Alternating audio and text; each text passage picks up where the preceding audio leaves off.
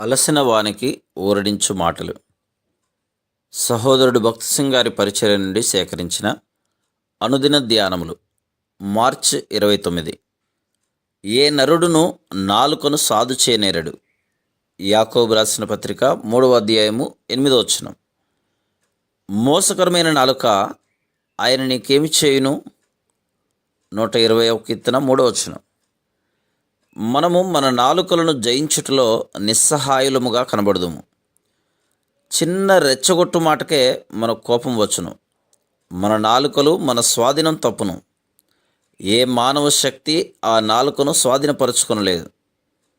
మనం బాధ కలిగించు, గాయపరచు మాటలు అనేదము. కొన్నిసార్లు మనం ఎంతో ప్రేమించు స్నేహితులను కూడా అనేదము. మన మాటలను బట్టి మనం సమాధానం కోల్పోవటం మాత్రమే కాక మనతోనున్న వారికి కూడా ఎంతో కష్టమును కలిగించదు. మనము గాయపరచు మాటలు మాట్లాడుటకు ఇష్టపడకపోవట అనున్నది సత్యమే. కానీ అనేకసార్లు మనం తప్పిపోదు. కేవలం దేవుని శక్తి మాత్రమే మన నాలుకలను స్వాధీనం చేసుకున్నటకు తోడ్పడును. ఓడ యొక్క చుక్కాని ఇతర భాగములతో పోల్చి చూసిన అది చాలా చిన్నది. అయినప్పటికీ నావికుడు చుక్కానిని తన స్వాధీనంలో ఉంచుకొని ఓడను తన ఇష్ట ప్రకారం నడిపించును. యాకోబు 3:4. దేవుని శక్తి యొక్క స్వాధీనంలోనికి మన నాలుకలను తీసుకొని రావాలను. అప్పుడు మనం అవసరతలో ఉన్న వారికి ఆదరణను ఇవ్వగలము. ఎవరి ఎడలైనను మనం ఏదైనా తప్పు చేసిన మనం నిజమైన తగ్గింపుతో క్షమాపణ చెప్పగలము.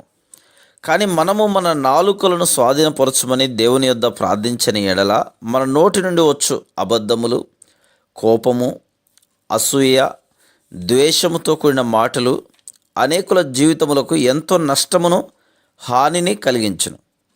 దాని తర్వాత ఒప్పుకొనుట మిక్కిలి కష్టతరమగును. నేను అనిన మాటలకు చింతించుచున్నానని చెప్పుట కష్టమగును. రెండు విభిన్నముగానున్న గుంపుల మధ్యలో సమాధానం తీసుకుని వచ్చుటకు చాలా సమయము మనం వెచ్చించవలసి వచ్చును.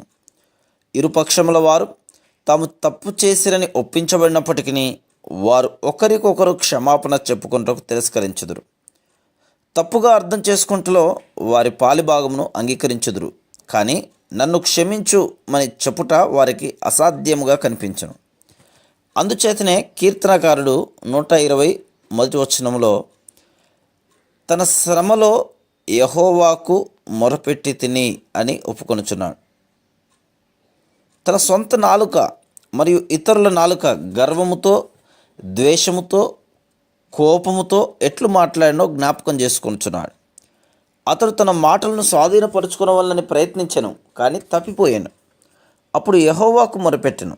ఈ అనుభవం మన దౌర్భాగ్య స్థితిలో, మన జీవితములలో అనేక విషయములలో అనేక పర్యాయములు పునరావృతమొకట చూస్తున్నాం. అట్టి స్థితిలో మనం ఆయనకు మొరపెట్టగా ఆయన మనల్ని విడిపించెను. Praise the lord.